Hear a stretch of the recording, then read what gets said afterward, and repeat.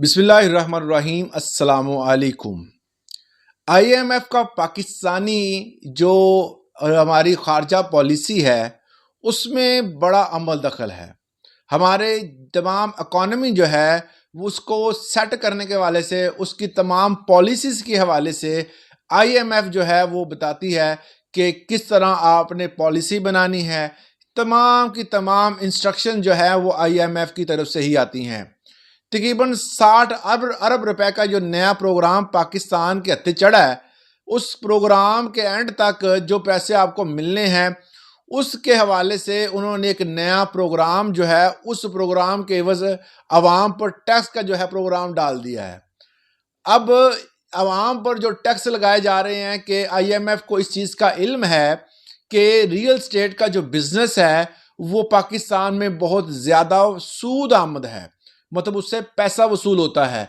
आप जितनी भी प्रॉपर्टी का लेन देन है उससे आप अगर देखें तो रियल स्टेट के बिजनेस से तकरीबन 70 ऐसे अदारे, ऐसे सेक्टर जो है वो उनके साथ मुंसलिक हैं। अगर रियल स्टेट का बिजनेस चलता है तो वो तमाम अदारे चलते हैं, जिसमें कंस्ट्रक्शन का अदारा, जिसमें उसकी रजिस्ट्रेशन के हवाले से और भी बहुत सारे ऐसे मजदूर उसमें इन्वॉल्व होते हैं, उसमें सीमेंट इंडस्ट्रीज इन्वॉल्व होती है, उसमें सरिया बनाने वाले इन्वॉल्व होते हैं, जो भी मतलब एक 70 तकरीबन 70 के करीब अदारे जो सेक्टर्स हैं वो इन्वॉल्व होते हैं और हज़ारों लोग उससे रोज़गार भी हासिल करते हैं।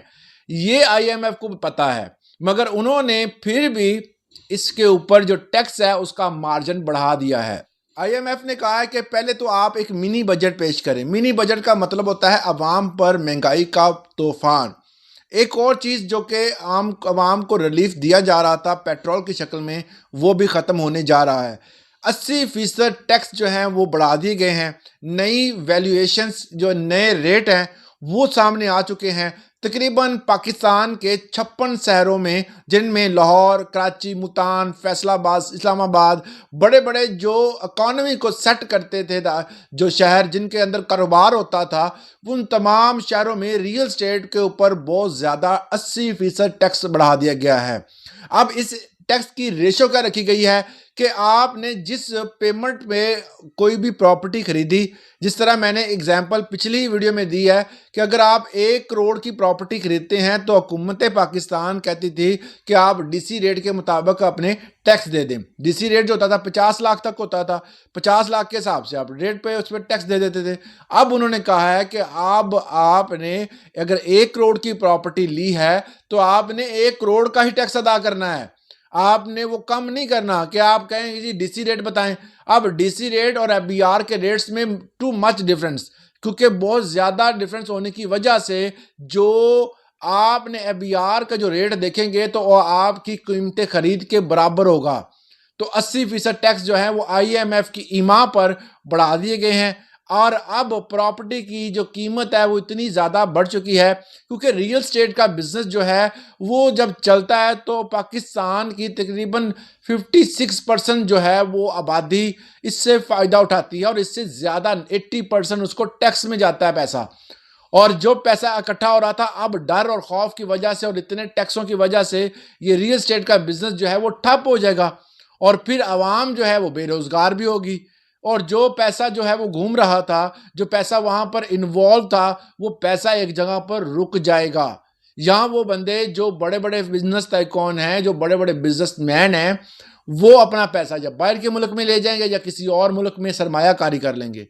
इस तरह पाकिस्तान को इकोनॉमिकली जो है वो नुकसान होगा। हुकूमत पाकिस्तान को, आईएमएफ को क्योंकि इल्म ही नहीं है पाकिस्तान में क्या हो रहा है क्या नहीं हो रहा, उन्होंने अपनी स्ट्रेटजीज बनाकर जो ग्राउंड रियलिटीज़ को जो है वो नहीं देखते। उन्होंने अपनी अपनी एक स्ट्रेटजी बना के दे दिया है एक कि ये इसका इम्प्लीमेंट करें। ग्राउंड रियलिटी क्या है उनको नहीं पता कि ग्राउंड रियलिटी में पाकिस्तान की इकोनॉमी पहले ही डूब चुकी है और उसको सहारा जो है वो रियल स्टेट ने दिया हुआ था। रियल स्टेट का बिजनेस जैसे ही ठप होगा वैसे ही बहुत सारे लोग बेरोजगार हो जाएंगे, मजदूर तबका जो है वो बेरोजगार हो जाएगा। जब रियल स्टेट पर टैक्स लगाते हैं तो हुकूमत को इस हवाले से सोचना चाहिए कि अगर ये ऐसा किया तो इसका नेगेटिव इम्पैक्ट जो है हमारी इकोनॉमी पर क्या पड़ेगा। तो इन तमाम चीज़ों को हुकूमत ने सोचना चाहिए। इस हवाले से अगर आपको कोई सवाल है तो कमेंट सेक्शन में ज़रूर पूछेगा।